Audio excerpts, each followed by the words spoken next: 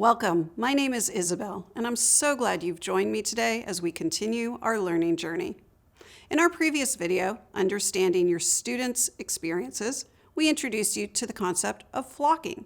This is when relationships and interdependence become a pathway from stress to resilience. This sense that we belong to one another has been a powerful counterforce to the stress, loss, and trauma we've experienced since the beginning of the pandemic. Educators have told us again and again that their relationships with one another, with their students, and with their families and communities have been central to maintaining hope and resilience throughout the unimaginable circumstances of the past months. Today, we'll expand the concept of flocking from educator-student relationships to classrooms and communities of care. We'll explore a framework for building collective safety in both the remote and in-person classroom. If you're joining us for the first time, please take a moment before you dive in to view the brief introductory video and the first 4 videos of the series on our homepage. As a reminder, whenever you see this symbol, this is your invitation to grab some pen and paper. Throughout this series, if you need extra reflection time, just push pause and take all the time you need. Lastly, to best engage, we invite you to turn off other distractions and bring your full attention to the learning. Now, let's go over our objectives. In today's video, we will understand a framework for the 3 S's of supportive classrooms: safe, seen, soothed, and identify strategies for implementing safe, seen, and soothed principles in the classroom. Let's get started. Let's warm up with some reflection. First, let's define some basic terms. First, when we feel safe, we can say most of the time, I can relax, and I can trust that most of my needs are going to be met. In other words, when we feel safe, we are in the green zone more often. As we learned in our video, Understanding Your Students' Experiences, the green zone is when we feel just right, relaxed, safe, and ready to connect. Second, seen is when we can say, I feel known, I am accepted for who I am. Finally, soothed is when I'm upset or distressed. I know I'll have help and space to calm down. In other words, I know that I have resources for returning to the green zone. Now think back to an experience, either in a class or a group, where you felt seen, safe, and soothed. What were some of the characteristics of that group?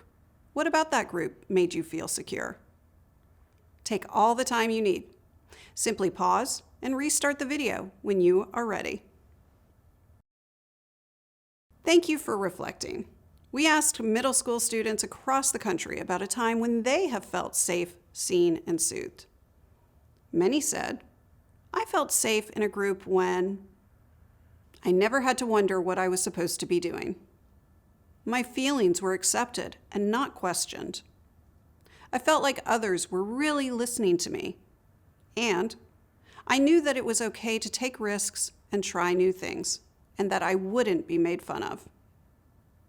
Many said, I felt seen in a group when we had enough time for everyone to talk and share.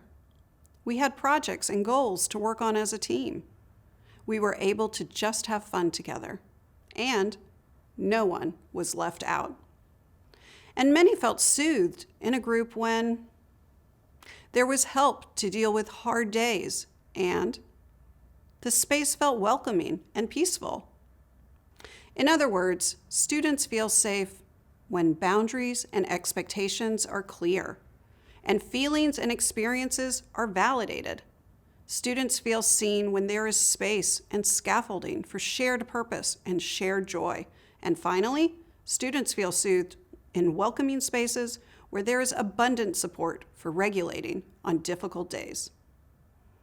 Now, take a moment to consider how your class culture reflects the 3 S's. In what ways do students feel safe, seen, and soothed in your class? Where can your group grow? Simply pause and restart the video when you are ready. As you know, educators are in the relationship building business. Each school community is a web of relationships, and as educators, you play a pivotal role in weaving a strong web in your classroom. In the words of education expert Dr. Patricia Jennings, as human beings, the most important factor for our survival has been supportive relationships. Inside of a supportive classroom community, students' brains are primed for learning, exploration, and cognitive growth. On top of academic growth, students also learn in supportive classrooms that they have a place to belong and that relationships can be reliable sources of comfort and joy. Today, we'll explore specific strategies for building supportive classrooms through the lens of 3 characteristics of secure relationships: feeling safe, seen, and soothed. First, supportive classrooms are marked by feeling safe. Students need to be able to trust that the feelings or thoughts they bring to the community will be met with listening, empathy, and acceptance, rather than their contrasts, ignoring, dismissing, or shaming. This kind of emotional safety frees students up to be who they are and to express their full emotional, social, and cultural selves without fear. Feeling safe also fuels growth-promoting risk, struggle, and failure. As empathy researcher Brené Brown put it, those who have a strong sense of love and belonging have the courage to be imperfect. It's important to keep in mind that achieving a feeling of safety for some students may take a considerable amount of time. If a student is not receptive to some of the strategies discussed here today, give them time and provide consistency and predictability. One student, Jack, describes his experience. In Mr. Lopez's class, when we had to answer a problem, he said, "Is anyone feeling froggy?" He meant, is anyone willing to take a leap and to try to answer even if you get it wrong? No one would laugh or anything, and Mr. Lopez wouldn't make a big deal of it if you did get it wrong. He would just guide you through the problem. Another student, Christy, shared a powerful experience that shaped her even years later. On the first day of first grade, I didn't realize that all my friends from kindergarten were not going to be joining me in the same class in first grade. After seeing those friends in the early morning gathering, we were divided into our new classes to head to our new classrooms. As I walked up to my first grade classroom, the tears began to well up in my eyes. I remember not knowing what I was going to do. My precious first grade teacher, Miss Wong, standing at the door of her classroom as we all walked in, noticed those tears welling up and just opened her arms with empathy on her face. I walked right into a comforting hug. Words not said, but it was communicated. You are safe. It will be okay. There are many ways to help students feel safe in their school communities, but here are 3 key practices that can be integrated. First, build a culture of empathy. Empathy is when we tap into the internal experience of another. This is different from sympathy, which is more like pity or feeling sorry for someone. As the leader of your classroom, you set the tone for a caring culture by modeling empathy. When a student shares a personal experience, feeling, or story, model bringing your full presence to interactions while mirroring and avoiding the empathy pitfalls of judgment, downplaying, fixing, or trying to cheer up. Let's practice. Imagine you're in a morning homeroom check-in and a student is sharing with the class about her stress around her math grade. She says, my mom and I got into it last night. She says I'm slacking on everything, but it's not like she's helping me. She's not working right now, and things are stressful. Let's explore first what an empathy pitfall might sound like in this case. Fixing might sound like, you just need to get it together at home. Do what she asks, and things will get better with your mom. Downplaying might sound like, moms get upset. I wouldn't make too much of it. Cheering up might sound like, it will get better soon. Just stay positive. You're such a great kid. And finally, judgment might sound like, to be honest, I'm not surprised given your attitude lately. Now, being careful to avoid the 4 empathy pitfalls, think of an empathetic statement that communicates that you are present and listening. Sentence stems that might help you include, it sounds like, I'm hearing you say that, and it seems like you're needing. Simply pause and restart the video when you are ready. Great work. Here are some more examples of empathetic statements. I hear you. It sounds like you feel misunderstood and need more help. I'm hearing that things are very stressful and you're overwhelmed about your grade on top of all that is going on. Or, I can see you're really upset about this. You're not feeling seen and you're fighting with your mom. You're worried about your grade and you need more support. Although on the surface, empathy is a simple concept, most of us struggle with one or more of the empathy pitfalls. As humans, we naturally want to stop pain or fix and change feelings. Paradoxically, though, when you are able to model radical acceptance of emotions and experiences, students begin to feel safe. And as safety increases, students begin to collaborate and solve problems with increasing independence and creativity. Second, provide guidance around disrespectful behavior. When it comes to creating safe, trauma-sensitive environments, respectful behavior among students and teachers is essential. Be proactive by collaborating with students to develop norms for respectful and caring behavior. Working as a class, start with the behavior you don't want to see, such as criticism and name-calling. Instead of saying no criticism or name-calling, craft a statement that describes the positive behavior that you do want to see. For example, instead of no criticism and name-calling, you can say, use kind words. Depending on the age of your students, this should include 2 to 5 positive and simple statements. For example, instead of no name-calling, use a positively stated norm, such as use kind words. Instead of don't make fun of each other's work, use encourage and support each other through hardship, risks, and mistakes. Instead of don't disrespect one another's words, use listen to and accept one another's words and feelings. And finally, instead of don't hold a grudge, use we collaborate to solve problems. Check out this clip of a Texas educator walking through norms for respectful behavior. When I say eagles, you say soar. Eagles, eagles.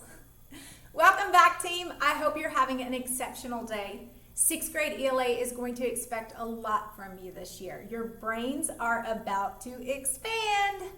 Did you know that the best way to learn is by trying? Well, that's why we celebrate taking risk in our classroom.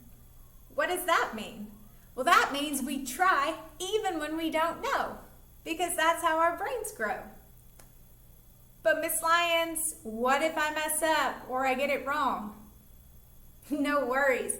That's what our community is for, to support, celebrate, and help each other to learn throughout this school year. So let's norm what risk-taking looks like in our classroom. 1, when a teammate takes a risk, we snap them up, no matter if their answer is right or wrong. We're celebrating that they tried. 2, we always disagree respectfully. I appreciate what Devin said, but I believe the author's purpose was 3, we always give our teammates an opportunity to learn and to try again. Devin, can you tell us the author's purpose now? And 4, we always end class with shout outs. I'd like to give a shout out. I'd like to give a shout out to Devin and Anaya for showing teamwork as they analyzed our text today. Great teamwork, guys. Keep up the good work. These norms can become a part of the language of your classroom, and visuals of these norms should be incorporated into your classroom, whether in virtual or in-person settings. When a student violates a norm of respect and care, educators can call out the norm in a kind but firm voice, reminding the student that you are there to help protect the group culture by preventing disrespectful, critical, and shaming behavior as much as possible. This kind of clear and strong leadership using predetermined norms will be more easily accepted by most students. And when inevitable ruptures happen between students, Guiding students toward repair will reinforce the idea that relationships can weather storms and that there are safe ways to express frustration and work through problems. One caveat, though. If a student is currently navigating significant trauma or has unresolved trauma, he or she may be focused on basic needs such as hunger, thirst, and making emotional or physical pain stop. This student may struggle to accept norms because his or her attention is focused on more basic safety and survival. If a student does not have access to nourishment and physical safety at home, meeting these needs will be a priority in the classroom. Keep this in mind if a student is resistant to efforts to create an atmosphere of belonging and respect. Finally, make space for sharing and listening. Students need time and space to practice sharing and listening, and giving and receiving empathy. This can be incorporated casually into spaces like classic morning meeting or end-of-day checkouts, or into group discussions throughout class time. In addition, you can create more intentional spaces for students of all ages to build a sense of safety with one another. As much as possible, have students help design and implement these spaces. This will increase a sense of autonomy and choice. For example, provide time for storytelling circles to strengthen connections. Try using prompts such as, "What is your most vivid memory from the last year? Tell us about your family," or "Tell us about the time you felt the most nervous or excited." To increase safety, set boundaries by staying away from topics or questions that are too personal, intense, and always provide the option for a student to pass on answering. In addition, make sure you provide plenty of time for sharing. Match the topic or question to the amount of time you have for processing. You could also provide time to respectfully discuss and share about significant issues such as the pandemic or other current events impacting the world. This will help students digest hardships and worries. The opportunity to safely wrestle with and process difficult topics will also communicate to students that they are not alone in a sometimes anxiety-producing world. Finally, provide space to grieve collective events, like the pandemic or other losses, through verbal sharing or creative projects such as shared paintings or collages. This will give students the opportunity to bond over common experiences and feelings. As a reminder, I'll pass today should always be an option, and sharing should never be forced. Make sure that groups are supervised and empathy is reinforced. Let's review. In this chapter, we identified characteristics of a classroom culture where students feel safe, and we identified strategies for building a culture of empathy and respect, including modeling empathy, providing guidance, and creating space. Next, we'll dive into strategies for building classrooms where students feel seen. Students need to feel seen inside their communities. Being curious and intentional about celebrating students' strengths, gifts, differences, and identities will further deepen a sense of belonging among students. In addition, noticing when a student is off, is being marginalized, or needs help to connect to the community is essential to classroom safety, especially when there has been trauma or toxic stress. A student may be vulnerable to sensing rejection or criticism through subtle cues such as a misinterpreted look or laughter. This is related to a scientific concept called the interbrain. Interbrain is the scientific term for the constant intuitive communication that occurs between humans. Interbrain communication consists mostly of eye contact, vocalization, and shared feelings. The interbrain connection is like a relational Wi-Fi connection between all the members of your classroom community. Being able to observe the interbrain activity in your class helps you to tune into who is off, needing something, being left out, or not connecting well. Observing where there are Wi-Fi disruptions in the group helps to ensure that students don't go unnoticed and unseen. And being attuned to this invisible landscape will allow you to promote positive connections. And, of course, making sure your own Wi-Fi connection is strong, with warm voice, soft eye contact, and affirming words will model relational safety and positive behavior for students. A student named Charlotte described a powerful interaction when she felt seen many years ago. My chemistry teacher, Mr. Parker, told me that I seemed less anxious in a really kind and encouraging way one day after class when I was asking him about chemistry stuff. He said he had been worried about me the previous few weeks, but that I seemed more relaxed and less anxious on that day. This was before I had a language for mental health or a framework for mental health. Now I know I was suffering from anxiety. Even though I didn't know what was going on in my mind and body, I felt seen and known by him. He might have been keeping an eye on me in case I got worse. I don't know, but that has stuck with me for 25 years, and I will always appreciate Mr. Parker saying that to me. A student named Jenny also shared a story of being seen. In 3rd grade, my parents were separating, and I remember feeling like life was just really hard. My teacher, Miss Wilson, must have seen it because one really terrible stormy fall day, it was time for recess, and she asked if I wanted to stay in and just relax with her.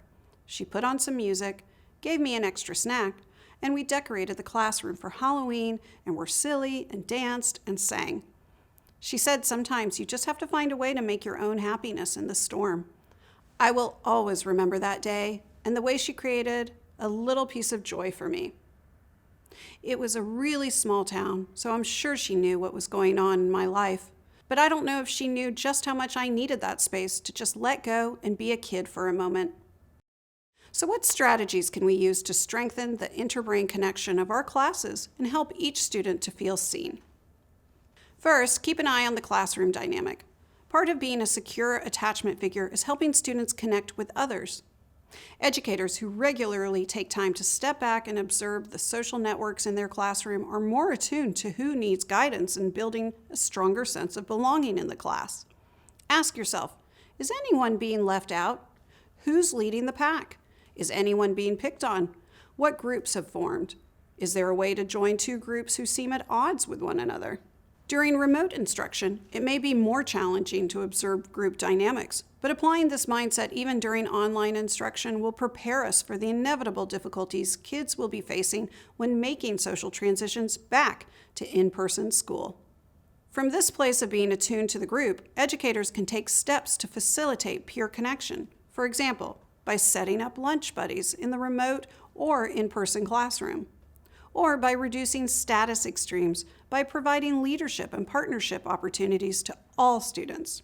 In the remote classroom, consider setting up phone pals where students call one another on the phone twice a week to discuss prompts. Or, for in-person instruction, set up processing pairs to encourage peer support. I noticed that Hal was often sitting alone during unstructured times. I took this cue and created a buddy system, pairing Hal at first with an easygoing student named Channing. I also invited each buddy pair to have a snack or complete a special task with me every few weeks. This seemed to disrupt some of the status issues and created more connections. Next, celebrate the unique story of each student. When we honor diverse student experiences, we up the chances that students will feel seen and will even begin to value difference in one another. You can begin to do this first by using inclusive language. For example, to honor different family structures, you can say your family, your caregivers, your grown-ups, or your guardians. Next, it is crucial to provide representation for different student experiences. Stories, art, music, curriculum, and play materials used in class should integrate diverse racial, linguistic, and cultural experiences, and should include positive representations of students with disabilities and diverse family identities. Each and every student should be able to see themselves in some of the stories and materials used in your class. In addition, it is just as important to make space for each student to share his or her personal story. Paradoxically, when we provide intentional space for each student to share their unique life story and identity in a fun and positive way, we promote a sense of belonging among students. These types of experiences can be incorporated into writing assignments, presentations, creative projects, or just through casual discussion and sharing.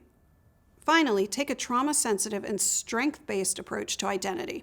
Negative narratives about a student's history can subtly impact the way we view or talk about a student. As a teacher shared with us, one morning I heard a ruckus happening over in the dress-up corner. I had already had a long week, and starting off the day on a stressful note put me in the red zone. I raised my voice from across the room, asking, "What's going on over there?" A few students yelled, "Jared's doing something." Jared has a history of trauma and struggles every day to stay in the green zone at school. Exasperated, I started walking toward the corner, and with a stern voice, started calling Jared out. When I got to the corner, though, Jared was nowhere to be found. It turned out he was sick that day and wasn't even at school. This was a wake-up call for me, because I realized that, in my exasperation with Jared's behavior, I had modeled a negative approach to him, and my students had absorbed this. Since then, I have prioritized taking a more sensitive approach. Instead of reacting with, "What's wrong with Jared?" I ask, "What does Jared need?" Finally, provide opportunities for interdependence and a community-oriented approach to learning. Being intentional about incorporating an interdependent worldview into your classroom is important. You can begin doing this by incorporating oral traditions and storytelling across the curriculum. Using stories as learning tools honors different ways of knowing and learning.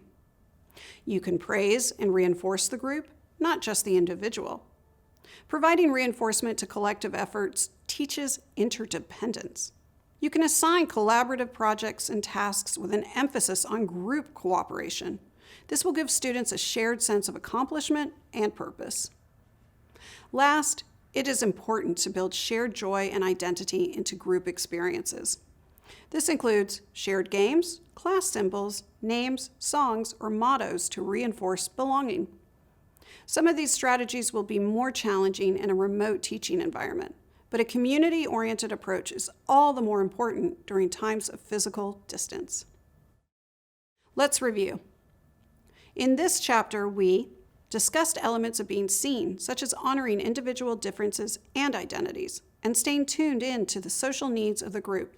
And we reviewed strategies for strengthening connection and care between students. Next, we'll explore the final S of supportive classrooms, being soothed. Supportive classrooms help a student to feel soothed.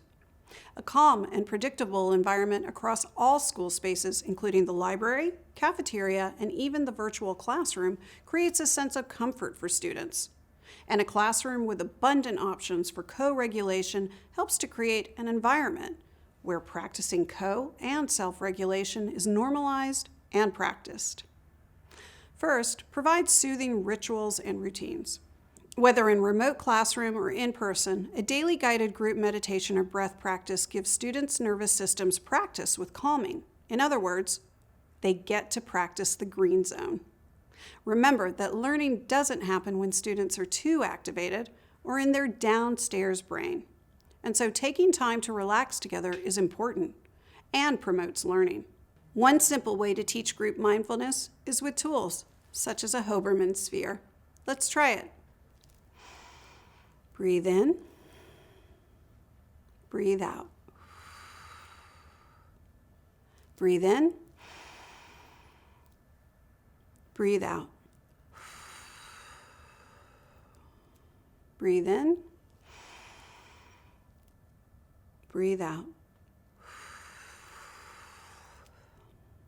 Students can also lead breathing as they develop this skill, and for younger students, it can even become part of rotating class leadership roles. With time and repetition, group mindfulness helps students to develop a skill they can rely on in times of dysregulation. It's almost like installing an emergency brake for when students need help slowing or calming down. At the end of class or at the end of the day, you can also take a few minutes to turn lights down or ask students at home to turn their lights down. Close your eyes together and wind down from the day. Ending in a calm, relaxed nature will help students to transition more smoothly. Finally, calming music can be used at any time of day and with any age to set the tone for safe, relaxed interaction and learning. In addition, create small structured groups that give students practice in both giving and receiving care. Students can sharpen social skills through warm, safe, and playful group connection. For younger students, conduct circles with fun games that require eye contact, back and forth exchanges, or shared songs, and nurturing activities such as giving Band-Aids for both physical and emotional hurts. This will give students time and space to bond and to experience nurture within the class. For older students, form empathy circles in which students can choose to regularly share concerns, hurts, or problems, and simply receive mirroring and empathy, which is modeled by the teacher. This will provide a regular practice in the art and science of empathetic listening. In remote learning, you can also use online tools such as Flipgrid to share encouraging messages and build community. Next, provide co-regulation spaces and supports. In person, provide calming areas with pillows, books, and fidgets, and adjust lighting, smells, and noise, or provide headphones for students who are overwhelmed by too much sensory stimulation. In the remote classroom, provide visuals of calming options, either posted to the chat or on the class homepage. Finally, introduce a shared language around calming and regulation and use visuals to support.